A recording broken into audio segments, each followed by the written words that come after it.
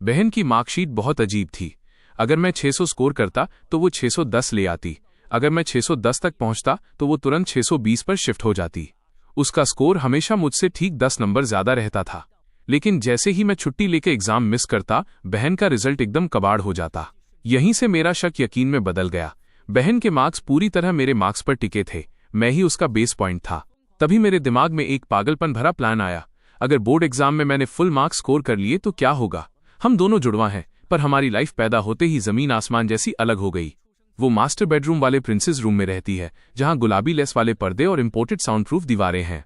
दूसरी तरफ मैं 4 स्क्वायर मीटर के एक कबाड़ खाने में सोता हूं, जो पुराने कंबलों और सड़ते हुए रद्दी बक्सों से भरा रहता है। उसका नाश्ता गोल्डन फ्राइड एग्स, हैम और गर्मा गर्म दूध होता है, जबकि मेरे सामने हमेशा कल रात के बचे हुए चावलों की दलिया और कड़वा अचार होता है। मम्मी पापा हमेशा मुझे नीचा दिखाते हैं कि मैं बहन जितना होशियार नहीं हूं, पर उन्हें नहीं पता कि ये सारा फासला मेरी 18 साल की मेहनत और टैलेंट की चोरी पर खड़ा है। मुझे पहली बार गड़बड़ का एहसास 7th क्लास के मॉक टेस्ट में हुआ। मैंने रात भर जागकर 190 स्कोर किया और वो पूरा दिन खेलकूद कर भी 200 ले आई। 9th में मैंने जान लगा दी और 580 आए तो उसने बड़ी आसानी से मुझसे 10 नंबर ज्यादा लेकर टॉप 10 में जगह बना ली। सबसे अजीब तब हुआ जब मुझे अपेंडिक्स का दर्द हुआ और मैं मैथ का पेपर नहीं दे पाया। मेरा स्कोर 0 था और हमेशा टॉप करने वाली मेरी बहन को सिर्फ 10 नंबर मिले। उस वक्त घर वालों को लगा कि शायद उसकी तबीयत ठीक नहीं थी, पर मेरे मन में शक का बीज बोया जा चुका था। हाई स्कूल के नेशनल मैथ कंपटीशन ने सारी सच्चाई सामने रख दी।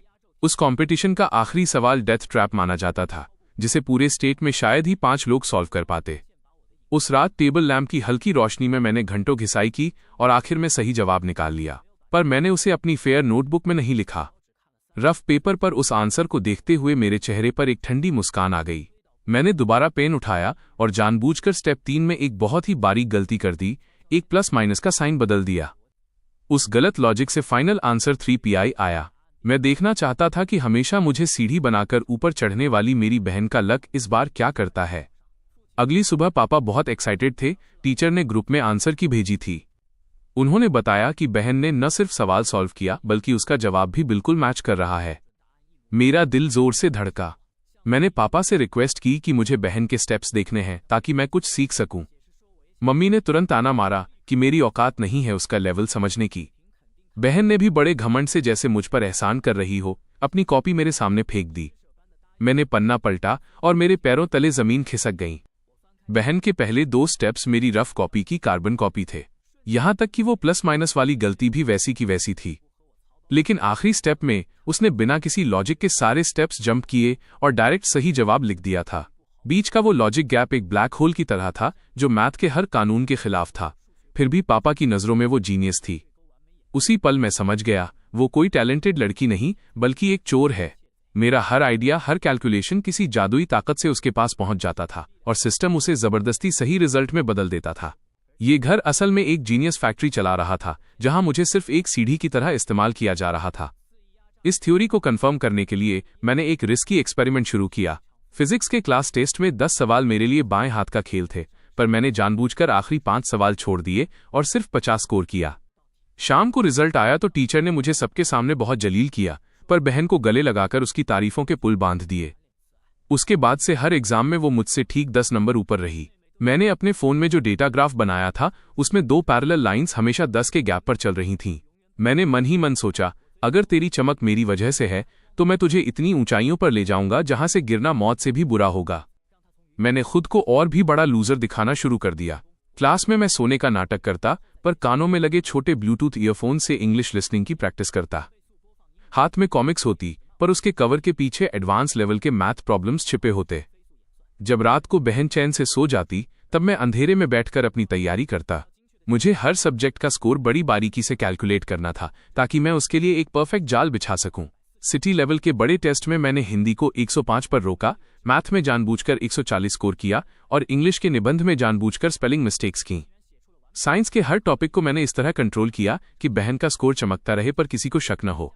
उस टेस्ट में मेरे 580 आए और बहन के 590, जिसे देखकर पापा खुशी से झूम उठे।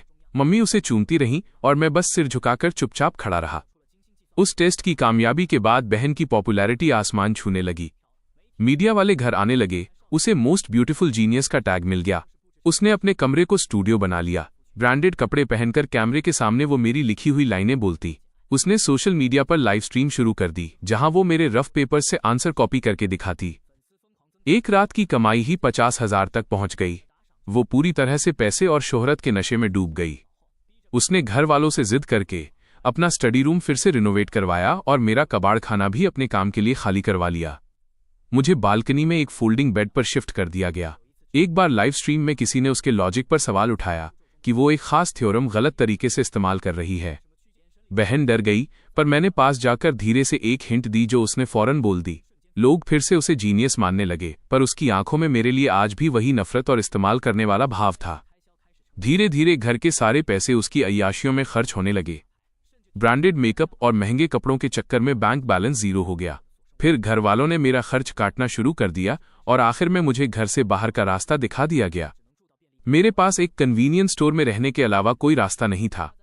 वहां मेरी मुलाकात चेन यू से हुई, जो फिजिक्स का गोल्ड मेडलिस्ट था। मैंने उसकी एक रिसर्च पेपर की गलती पकड़ी तो वो हैरान रह गया।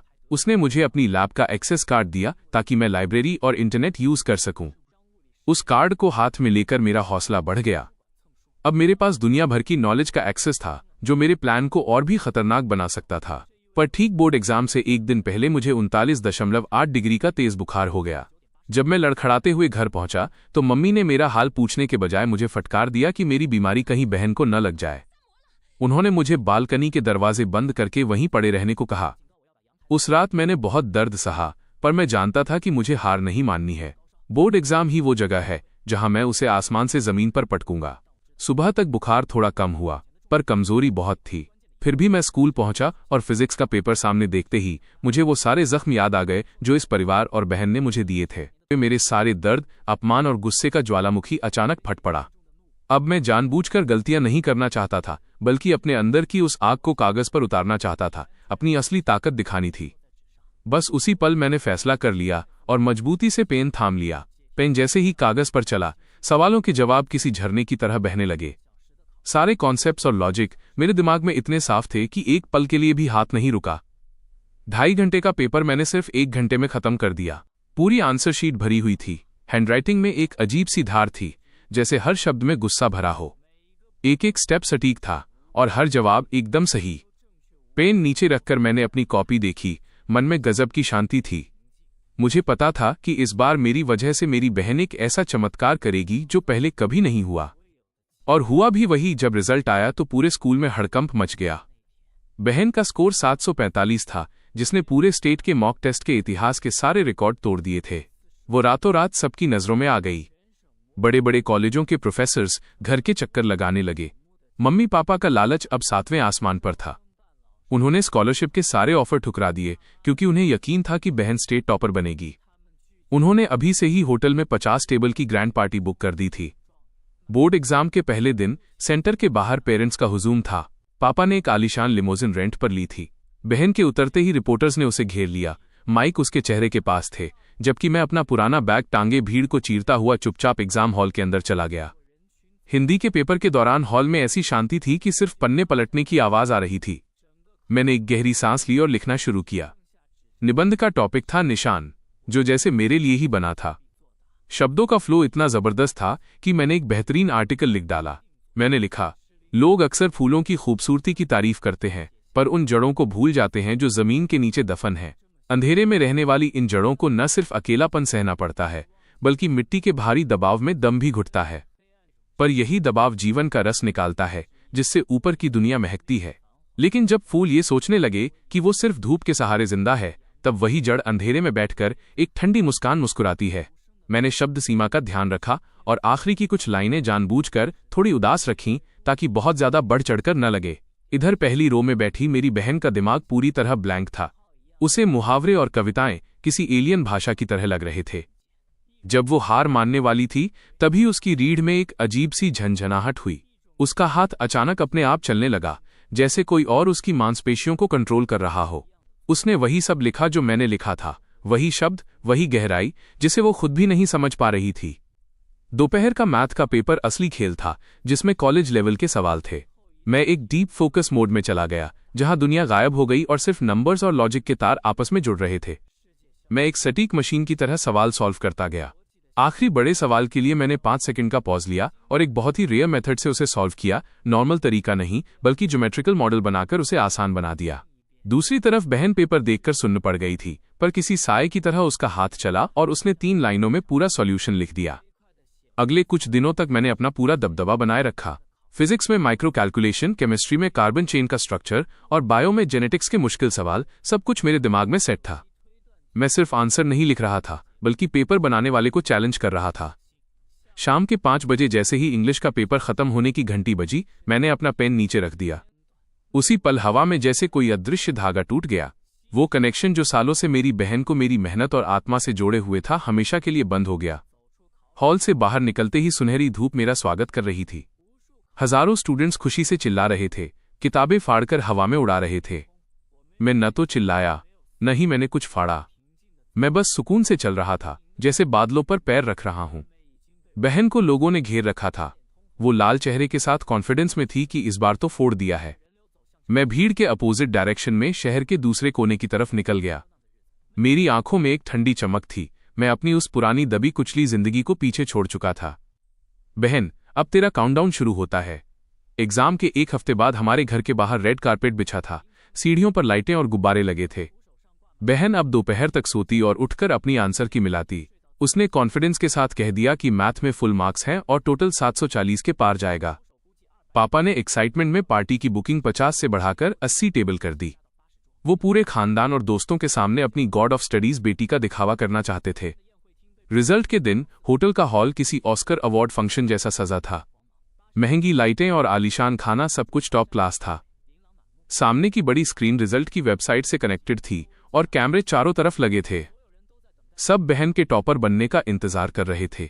बहन ने 2 लाख की डिजाइनर ड्रेस पहनी थी। वो किसी राजकुमारी की तरह मेहमानों के बीच घूम रही थी और तारीफें बटोर रही थी। उसके चेहरे की हंसी रुक ही नहीं रही थी, जबकि मैं एक कोने में वेटर की तरह लोगों को खाना पानी सर्व कर रहा था। रात के ठीक 8 बजे वेबसाइट खुली। पूरे हॉल में सन्नाटा छा गया। पापा ने अपने कपड़े ठीक किए और बड़े गर्व से स्टेज पर गए। उन्होंने अचानक मेरी तरफ देखा और मजे लेते हुए बोले, चलो पहले इस लूजर का स्कोर देखते हैं, थोड़ा माहौल बनेगा, फिर अपनी स्टार बेटी का असली धमाका देखेंगे। पूरा हॉल हंसने लगा।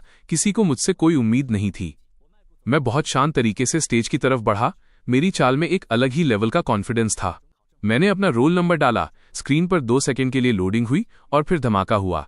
Hindi 150, math 150, English 150, science 300, total 750 बटा 750, ऑल स्टेट रैंक 1। पूरे हॉल में मौत जैसा सन्नाटा छा गया। वक्त जैसे ठहर गया था। लोग अपनी जगह पर जम गए थे। सबकी हंसी गायब हो गई थी।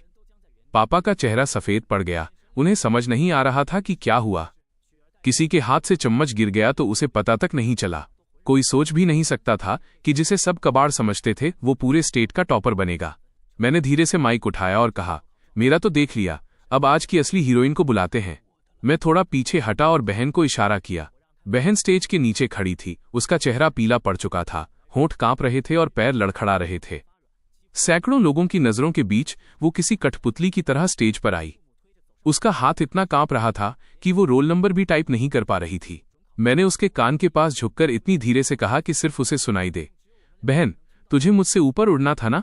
ले, मैं तुझे ऊपर भेज रहा हूं। उसने कांपते हाथों से एंटर बटन दबाया। स्क्रीन पर लोडिंग का चक्का घूमता रहा और फिर जो दिखा उसने सबकी आंखें फाड़ दी। Hindi 150, math 150, English 150, science 310, total 760, state rank A2। तभी नीचे से एक बच्चे की आवाज आई, लेकिन मम्मी, पेपर तो सिर्फ 750 का था ना, फिर 760 कैसे?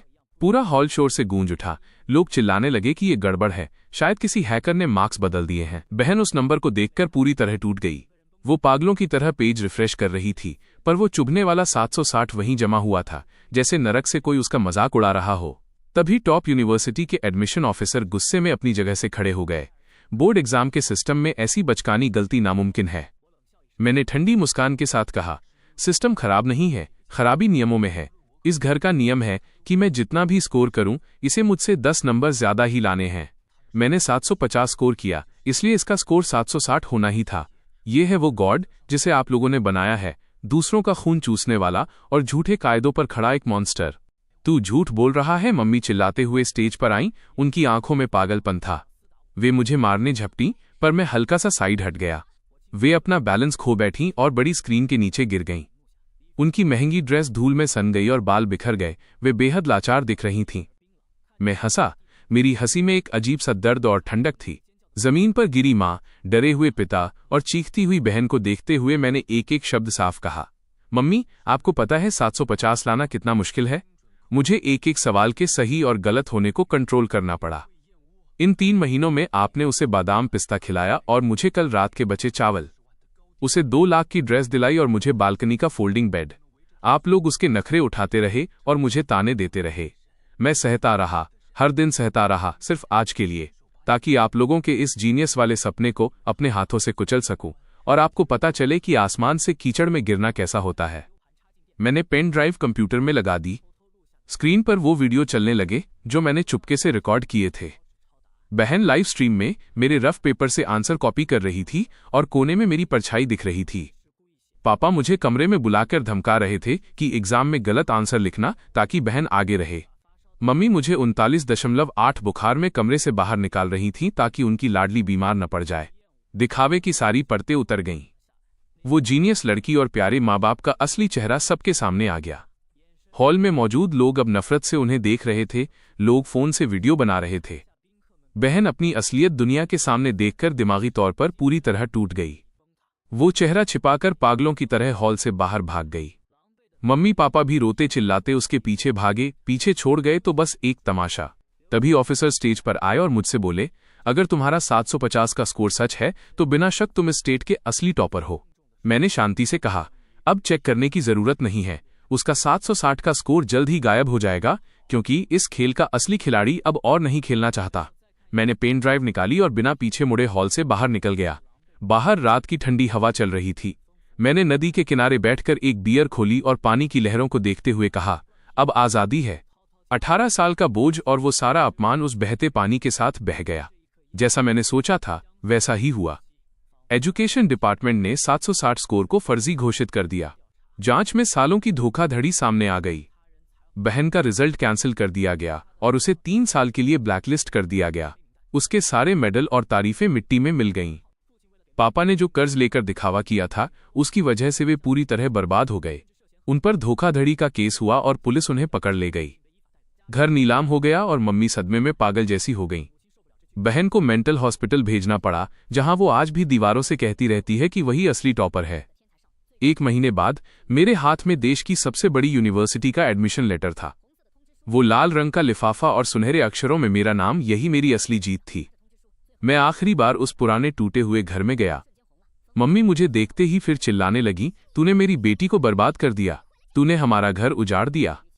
मैंने शांति से जवाब दिया, मैंने नहीं, आपके लालच और भेदभाव ने उसे बर्बाद किया है। अगर आपने एक बार भी मुझे इंसान समझा होता तो शायद मैं उसकी मदद करता, पर आपने मेरा इस्तेमाल किया, मेरी मेहनत चोरी की। जो बोया था वही काट रहे हो। मैं बिना पीछे मुड़े वहां से निकल गया। रेलवे स्टेशन पर भीड़ थी, पर मेरा लक्ष्य साफ था। मैंने ट्रेन पकड़ी और दिल्ली की तरफ निकल पड़ा। ये सफर मेरी नई जिंदगी का था। ट्रेन जैसे ही स्टेशन से छूटी, मैंने अपने फोन से उन सब लोगों के नंबर और पुरानी कड़वी यादें डिलीट कर दी। डायरी में मैंने एक लाइन लिखी, लिन मो, तेरी जिंदगी अब शुरू हुई है। खिड़की से बाहर धूप खिली हुई थी। वो रोशनी किसी की परछाई नहीं थी, बल्कि मेरा अपना तपता हुआ सूरज था।